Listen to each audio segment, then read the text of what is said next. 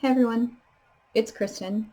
Today we're going to be talking about What If, number 100. It's 1997. I got it, obviously, because Rogue's on the cover, and you know how much I love Rogue. We've talked about that frequently. But it's actually a really interesting comic. Like, it says the greatest secret of the Marvel Universe revealed. Um, and they have like a little tiny Fantastic Four. What if they went to the Wizard of Oz? It's 10 pages long. It's not even like worth reading really any. But anyway, so it just, like I said, it's a really good story, and you'll see why in a second. So it starts with Gambit. He's kind of talking to himself, like how he's a thief at heart. And he talked about how he stole from the X-Men, stole like files from the X-Men, gave them to Mr. Sinister. But, Rogue, he goes to Rogue because, of course, he's in love with Rogue, and she's like, I can't believe you would come back here after what you've done. Like, why would you do that? How could you give those files to outsiders? How could you betray us like that?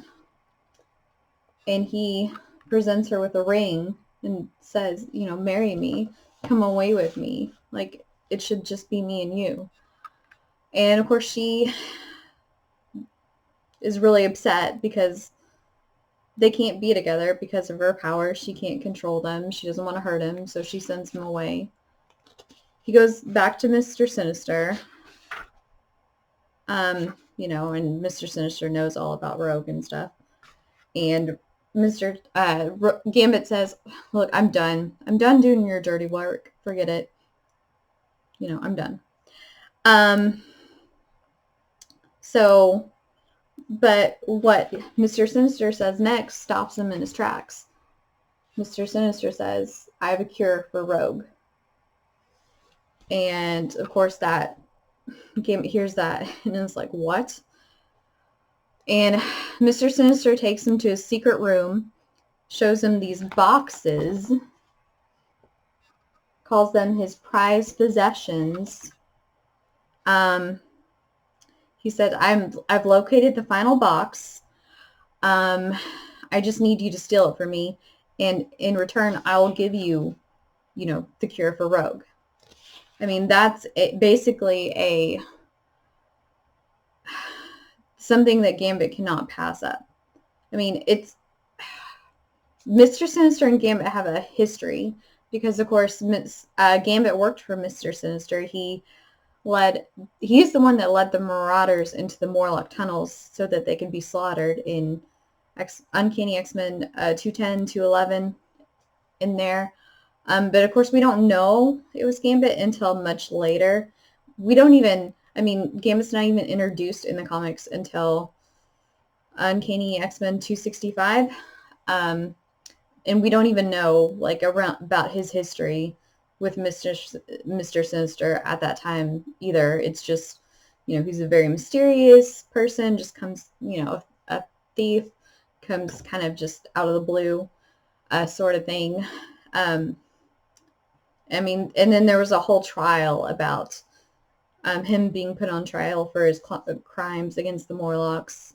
He was left in Antarctica, made his way back to the X-Men eventually. They eventually kind of forgave him, brought him back into the fold, but, it's still, there's still not the same amount of trust as there was. So anyway, Gambit goes off on this quest to steal his last box.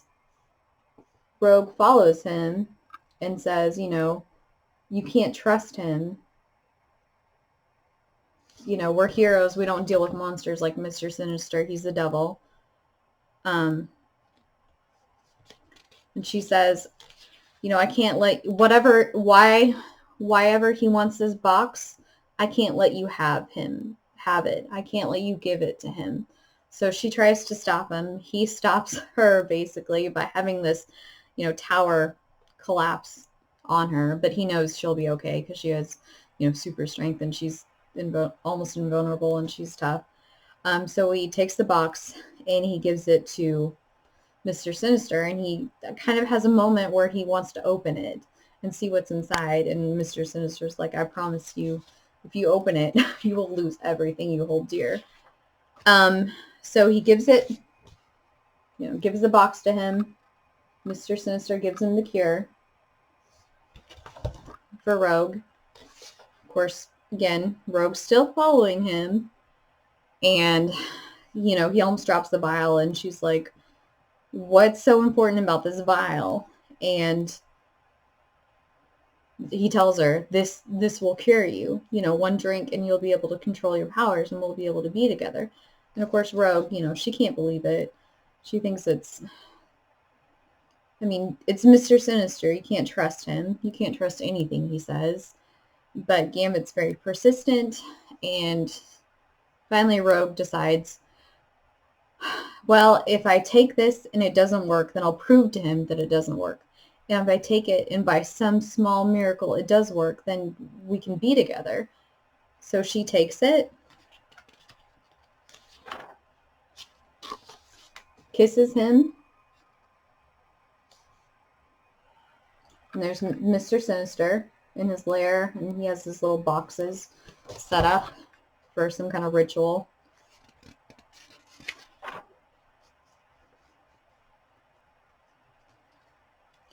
And, she comes for him. Of course, you don't know it's Rogue right there. You just see this silhouette saying, Sinister, I've come for you. You got what you wanted. Yet you lied about the potion. It didn't work. It destroyed my love. And you see it's Rogue. And you see that she has red eyes, like Gambit's eyes. Basically, she goes into a rage, like destroys his lair. He's buried in rubble. Like, it's looks like he's dead, but you never know. And so she sees the boxes and she's like, what could these have been? What could have been worth this to Mr. Sinister? So she opens the boxes, and like I said, when I first read this, I was like, holy cow.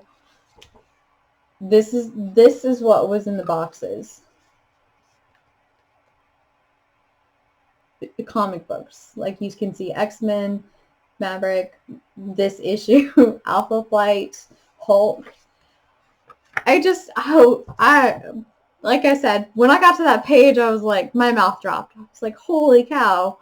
And I wish they had expanded on that. I wish that they had gone into more detail, like from her finding the comic books and being like, oh my gosh, what does this mean? Like, does this mean someone's spying on us? Does this mean we don't control our own destiny and it's written for us? Because, like I said, this issue was one of the comic books she found. So everything that happened in this comic book was already written down right there. So I wish they had, like I said, expanded on it and had her question more, like, do we even have any free will? Are we just like puppets of someone? Are we characters? What's going on? I think that would have been a really cool storyline or series to do. Like, for I think they should still do that. Maybe they will someday, to have characters discover that all their whole lives are written down, like even future issues are written down, and that's their future, and have them ponder, well, is that actually my future, or can I change my future, or is it already like predestined, written down already, so I can't change it, sort of thing. I think that would have been really cool if they had done a whole series on that. And like I said, maybe they still will one day, but that was 1997 and it's 2020, so they probably won't, but hopefully someone will like revisit that idea, because I think that's a really cool idea. Like I said, when I first read that last page, I was like, holy cow, that's a really cool concept, really cool idea to throw in there, that maybe it's all just, like I said, predestined, or someone's pulling their strings, or someone knows everything that they're doing, and that is going to happen or something. And then, like I said, they have like 10 pages of a silly Fantastic Four Goes to Oz story, but it's really not that important. It's just, Sue Storm is Dorothy.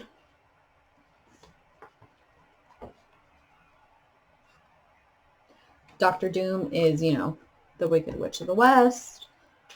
She has invisible tennis shoes instead of like ruby red slippers.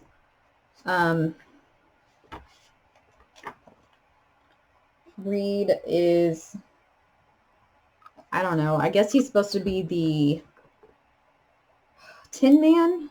He's falling apart, can't pull himself together. Of course, the Human Torch is like the Scarecrow, because he kind of has that kind of outfit on. And he just bursts into flames, like for no reason. And then the Thing, I guess, is, supposed to be the Cowardly Lion, because they talk about, don't eat us. And he's like, I'm not a monster. I just haven't had moisturizer in like 10 years. I was like, okay. So that's pretty funny. Anyway, so, and then they go to see the wizard, which is Namor. And like he grants their wishes and they go back. Like I said, it's dumb. And then like at the end they have these like what if starring Wolverwimp, featuring Maggie Nito, a mean little girl. And then they have what if Peter Parker was bitten by a radioactive sheep, part 1 of 80, the Sheep Clone Saga. Not again. Anyway, like I said, I thought those were funny. I mean, they would never do those because who would read those? But it's funny to have those covers like in the back just as a haha kind of thing. But anyway, like I said, this was one of my favorite issues just because of the whole last page reveal. It's kind of a shocker. Like you wouldn't think that that they would put that in there. So I hope you enjoyed this video, and I hope you will join me in the future for more videos. Anyway, till next time. Bye.